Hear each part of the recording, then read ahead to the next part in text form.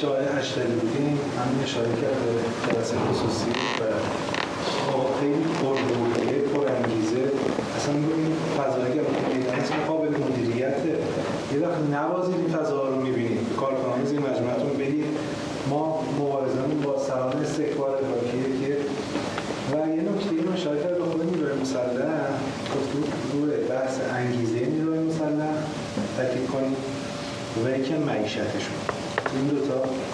باید تو دست کار باشه ولی سردار یه فکری بیچاره ها با 7 میلیون سردار یه فکری با 7 میلیون 8 میلیون دارن حقوق میگیرن یا که الان شبانه